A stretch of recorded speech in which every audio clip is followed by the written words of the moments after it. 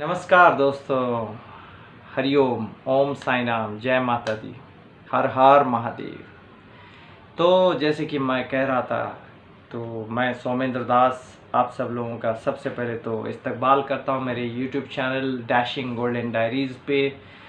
और जैसे कि हम डिस्कस कर रहे थे शम्मी साहब के बारे में, कई सारे अध्याय हो चुके हैं, मेरे ख़्याल में कुछ 6 एपिसोड्स हो चुके हैं शम्मी कपूर जी के ऊपर, और चल रहा है अभी, तो काफ़ी चीज़ें बाकी हैं। तो जैसे कि 57 में कामयाबी उन्होंने हासिल की तुम सा नहीं देखा से, दिल देखे देखो से, तो आशा पारेख जी के साथ एक बहुत अच्छी पेयरिंग बनी। तो वो पेयरिंग आगे भी बढ़ी और धीरे धीरे बढ़ते बढ़ते बढ़ते बढ़ते एक फिल्म आई थी 67 में, तीसरी मंजिल। जी हाँ, गीता बाली जी के जाने के बाद उसकी बाकी शूटिंग हुई थी। तो उसमें एक गाना था, ओ हसीना जुल्फ़ों वाली, जिसमें ओ हसीना जुल्फ़ों वाली जो गाना है, माफ़ी चाहता हूँ, तो वो गाना जो है बहुत ही बड़ा एक कल्ट गाना बन गया था, क्योंकि आर.डी. बर्मन को पहली दफ़ा उन्होंने इंट्रोड्यूस किया था और उसमें शम्मी साहब का भी बहुत बड़ा हाथ है। जो कि मैं कहना चाहूँगा, ये जो गाना है, ओ हसीना जुल्फ़ों वाली जाने जहाँ, ढूंढती है काफिर आखिर किसका निशान, किसका निशान, महफिल महफिल ओ शमा, नन्ना ना ना ना, वो अनजाना, ढूंढती हैं ओ परवाना, ला ला ला ला। तो ये जो नंबर्स हैं, basically this was composed by Shammi साहब also. He gave a lot of inputs. क्या होता है कि जब इनपुट्स देने की बात आती है, तो ये जो हमारे नासिर हुसैन जो डायरेक्टर हैं, तो वो बुला लेते हैं आर.डी. बर्मन साहब को उनके घर पे।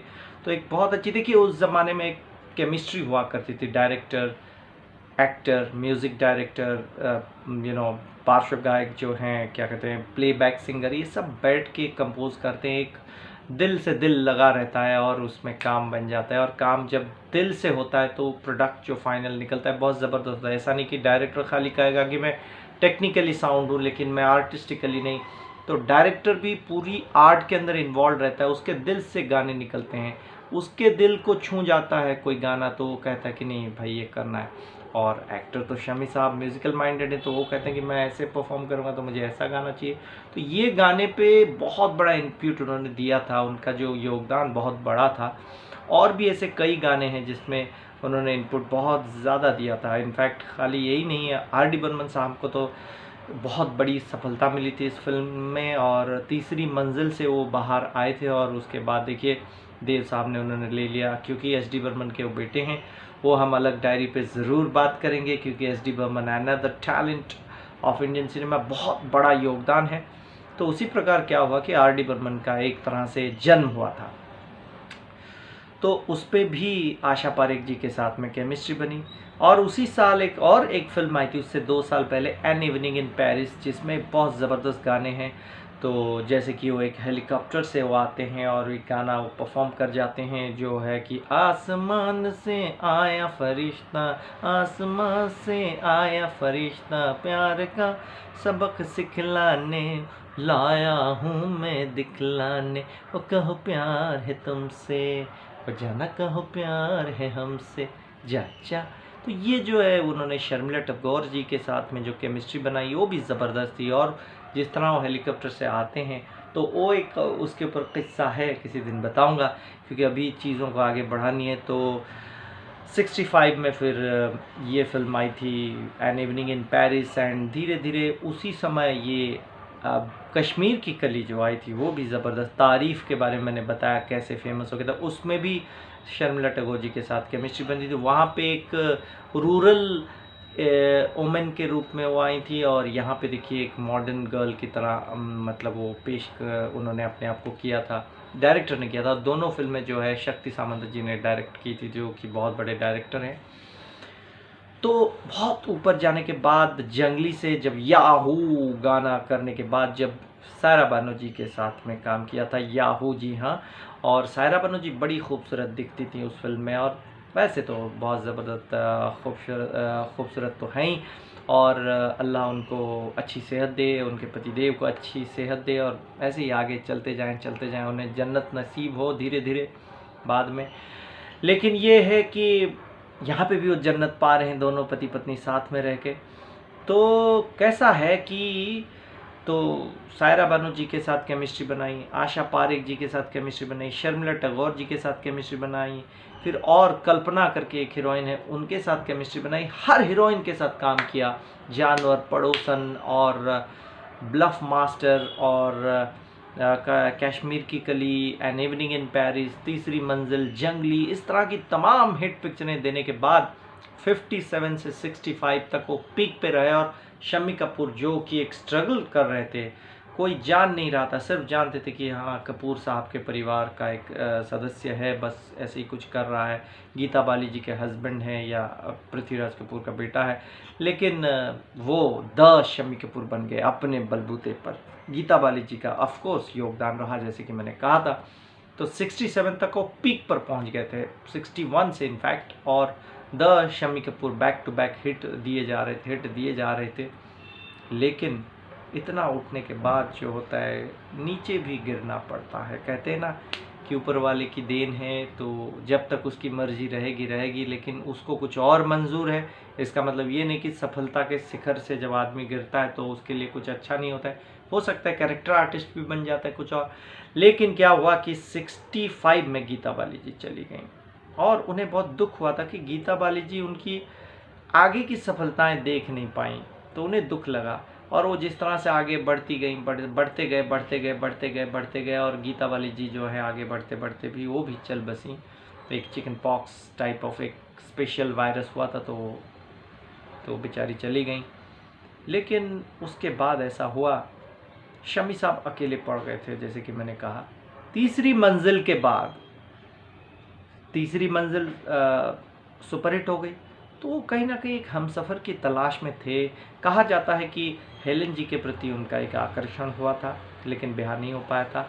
कहा जाता है कि मुमताज़ जी जो हैं बहुत बड़ी हीरोइन, जैसे कि उनके साथ उन्होंने काम किया था ब्रह्मचारी फिल्म, हाँ उसमें उनको national award film fair award के लिए बेस्ट एक्टर के लिए अवार्ड भी मिल गया था, पुरस्कार मिल गया था, नॉमिनेट भी हुए थे, पुरस्कार मिल गया था। बहुत अच्छी एक्टिंग की थी, बहुत अच्छी अदाकारी उन्होंने की थी, एक ज़बरदस्त उन्होंने उसमें परफॉर्म किया था। एक डायलॉग भी मुझे याद आ रहा है, उन्होंने कहा था कि देखो बेटे तुम्हें सब कुछ मिल जाएगा, तुम वहाँ जाओ, तुमको सब कुछ मिले, तुम मुझे कभी चॉकलेट की फरमाइश मेरे सामने करते हो, कभी कहते हो कि मेरे लिए खिलौना ले आओ, मेरे लिए टॉय कार ले आओ, ये ले आओ, लाओ, मैं तुम्हें कुछ नहीं दे पाता हूँ, लेकिन तुम उनके साथ चले जाओ, वो तुम्हारे पापा हैं, आज से सब कुछ तुम्हें देंगे, मैं तुम्हें वो सब कुछ नहीं दे सकता हूँ, वो खुशियाँ जो तुम चाहते हो मैं नहीं दे सकता हूँ। किस तरह से उन्होंने इमोशन को प्रोजेक्ट किया था कैमरे पर, दिल से निकाला था उन्होंने। गाने पे तो करते ही हैं, एक्टिंग भी ज़बरदस्त थी उनकी। तो ब्रह्मचारी में ज़बरदस्त परफॉर्मेंस, ज़बरदस्त अभिनय करने के बाद फिर क्या हुआ कि मुमताज़ जी के साथ में थोड़ा सा प्रेम चल रहा था, वो ब्याह करना चाहते थे, ऐसा कहा जाता है। With due respect to everybody, I must say in my YouTube channel, मैं किसी के ऊपर व्यंग नहीं कसना चाहता हूँ, कुछ ऐसी बात नहीं करना चाहता हूँ, लेकिन हाँ होता है, मोहब्बतें हो जाती हैं पिक्चरें करते करते, कुछ करते करते, ये फील्ड ऐसा है। तो लेकिन कहीं ना कहीं बात नहीं बन पा रही थी और फिर वो चाह रहे थे कि कोई एक हमसफ़र मिल जाए, हम नफस मिल जाए, कोई हमसफ़र जीवन साथी मिल जाए। तो अकेले पड़ गए थे, थोड़े से खाने पीने की आदत लग गई थी, तो थोड़ा सा वज़न उनका बढ़ रहा था। तो उसी समय ऐसा हुआ कि एक फिल्म उन्हें मिली अंदाज करके, अराउंड 71 नहीं, अंदाज से पहले आराधना में बात चल रही थी कि आराधना में इनको लिया जाए, क्योंकि शक्ति सामंत उन्हीं के डायरेक्टर हैं, तो बहुत बड़े डायरेक्टर हैं, तो उनको ही लेते थे। क्या उनको लगा क्योंकि शम्मी साहब मोटे हो रहे थे और खा पी रहे थे, वो खाने पीने की आदत तो पहले से थी, थोड़ी सी उनकी डांस करते करते कई जगह पे टांगे टूटी थी, ये होती। एक फिल्म वो कर रहे थे जिसमें वो हाथी के ऊपर बैठ के नाच रहे थे, तो उसमें उनका जो है, माफ़ कीजिएगा वो फिल्म मैं भूल रहा हूँ, मैं अगले एपिसोड में कभी बता दूंगा।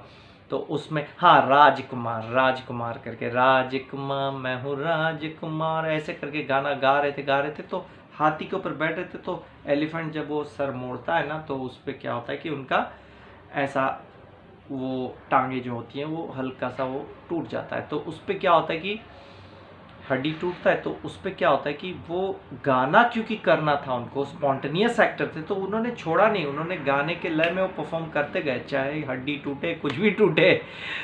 तो फिर वो वेट गेन करने लग गए, क्योंकि उनको क्या था कि उस समय की डांस वो ज़्यादा कर नहीं पा रहे थे, तो ऊपर से वो एक्सप्रेशन से खेल जाते थे, लेकिन पिक्चरें हिट देते थे। फिर उसी समय वो अपने माता माता पिता की सेवा में लग गए थे। और उसी दौरान 70s जब मेरा नाम जोकर रिलीज़ हुआ राज साहब की, तो उसके चंद दिनों के बाद, चंद महीनों के बाद पृथ्वीराज कपूर और 15 दिन के अंतराल में उनकी पत्नी चल बसती हैं। तो वो उनके हाथों में, वो देखो कैसा बेटा है, अपने माता पिता की सेवाएं की उन्होंने, खिदमत की है, क्योंकि बाकी भाई अपने काम में व्यस्त थे। तो ये करते करते जब अंदाज आराधना, उससे थोड़े पहले मैं उस पर आ जाता हूँ ज़रा, तो शक्ति सामंत ने कहा कि तुम मोटे हो गए हो, coming back to the point of मोटापा, कि यार तुम्हें ना लिया जाए, तुम एक कैरेक्टर आर्टिस्ट बेहतर लगोगे, क्या इसमें एक साइड रोल है, करोगे? उन्होंने कहा मैं नहीं करूँगा, आप राजेश को ले लो, अगर आपको लगता है यूनाइटेड प्रोड्यूसर का एक्टर है, वो अच्छा करेगा। उस पर भी आराधना के म्यूज़िक पे, यहाँ तक कि कटी पतंग के म्यूज़िक पे भी वो बैठे थे, उन्होंने काम किया था। देखो उनके अंदर कोई जेलसी नहीं थी, ईर्ष्या नहीं थी। उन्होंने कहा नहीं, राजेश को ले लो, इज़ अ ग्रेट एक्टर, अच्छा एक्टर है, शायद कुछ अच्छा कर जाएगा। और देखो उसके बाद राजेश खन्ना साहब का कैसा भविष्य हुआ और कैसा उन्होंने एक मुकाम हासिल किया, सुपरस्टार पहली दफ़ा जो है भारतीय सिनेमा में उन्होंने क्रिएट किया, वो सुपरस्टार टैग को जो है क्रिएट किया, और उनकी वजह से जो है सुपरस्टारडम मिला भारतीय सिनेमा को, राजेश खन्ना साहब को।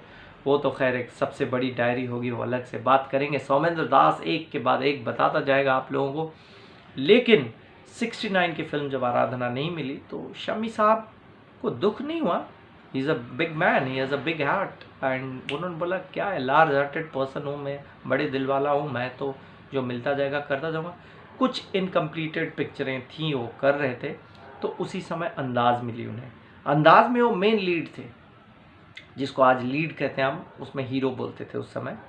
और राजेश खन्ना साहब उसमें एक गाना करने के लिए आए थे, ज़िंदगी एक सफ़र है सुहाना, हेमा जी के साथ। तो उस गाने की वजह से काफ़ी मतलब उनको बड़ी सफलता भी मिली, उनको भी मिली, इनको भी मिली। लेकिन इन्होंने एक बहुत अच्छा रोल किया था। आखिर में तो क्लाइमैक्स पे उन्हीं पे ऊपर अंत होता है। किसी दिन अंदाज के बारे में बताएंगे, उस फिल्म से जुड़ी कुछ बातें, और उस फिल्म में क्या इमोशन था, एक्टिंग पॉइंट ऑफ व्यू से, डायरेक्शन पॉइंट ऑफ व्यू से, स्क्रिप्ट पॉइंट ऑफ व्यू से भी मैं बात करूंगा, क्योंकि those films are really story oriented, quality oriented, creative mind oriented film थी, और फैमिली ड्रामा बहुत ही, एंड कटी पतंग ऑल्सो।